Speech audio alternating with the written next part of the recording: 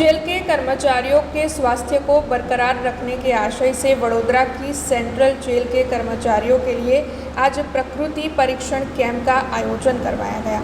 दरअसल भारत सरकार के आयुष मंत्रालय की ओर से पूरे देश में 26 नवंबर से लेकर 25 दिसंबर के दौरान प्रकृति परीक्षण अभियान चलाया जा रहा है। उसी के तहत आज वडोदरा की सेंट्रल जेल में काम करने वाले सभी कर्मचारियों के स्वास्थ्य की जांच करने के आशय से आयुष कचहरी वडोदरा ने प्रकृति परीक्षण कैंप का आयोजन करवाया था।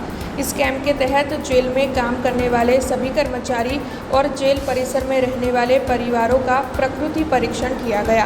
जेल के कर्मचारियों का स्वास्थ्य अच्छा रहे, वो सभी निरोगी रहे, इसी उद्देश्य के साथ इस कैंप का आयोजन हुआ था। बड़ी तादाद में इस कैंप में कर्मचारियों ने शिरकत की थी। तब वहां पर मौजूद एक्सपर्ट डॉक्टर की ओर से इस कैंप के बारे में ज़्यादा जानकारी दी।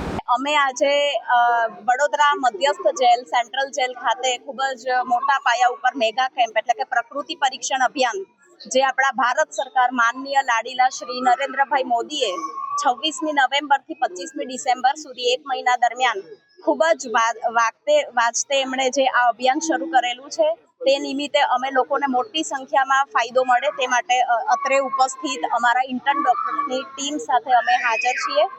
મિત્રો, હું આપને જણાવવા માંગીશ કે પ્રકૃતિ પરીક્ષણ શું છે તો એ ફ્યુચરમાં તમારા ડિસીઝનું ડિટેક્ટ કરી અને પ્રિવેન્શન કરશે। Prevention is better than cure. Ayurveda એના જ માટે છે। આજે આપણા પ્રધાનમંત્રી શ્રી દેશમાં અને વિદેશમાં આયુર્વેદનો પાયો ખૂબ જ મજબૂત કરવા માંગે છે, તો આપણે સૌએ ફાળો આપવો જોઈએ। આયુર્વેદની અંદર 3 પ્રકૃતિ બતાડી છે, વાયુ, પિત્ત અને કફ। તો એ 3માંથી કોઈ પણ એક અથવા 2 અથવા 3 પ્રકૃતિ આપણા શરીરમાં હોઈ શકે છે। તો આપણો કોઠો કેવો છે તે આપણે જાણશું તો એને રિલેટેડ આપણે ઋતુ પ્રમાણે આહાર વિહારનું પાલન કરી શકશું અને જે વાયરલ ઇન્ફેક્શન્સ થાય છે અથવા ફ્યુચરમાં ડાયાબિટીસ છે, બીપી થવું અથવા કોલેસ્ટ્રોલ થવું અથવા હૃદયની અલગ અલગ બીમારીઓ થવી કે આર્થરાઇટિસ થવું એ બધાથી આપણને પ્રિવેન્શન મળી રહે છે। તો આપ આજે જ પધારો, તમારી પ્રકૃતિનું પરીક્ષણ કરાવો। તેને અનુરૂપ અમે લોકો બુકલેટ પણ આપીએ છીએ કે તમારી જે પણ પ્રકૃતિ આવે એ રિલેટેડ તમને નોટ્સ આપવામાં આવશે પીડીએફમાં કે તમારે શું ધ્યાન રાખવું।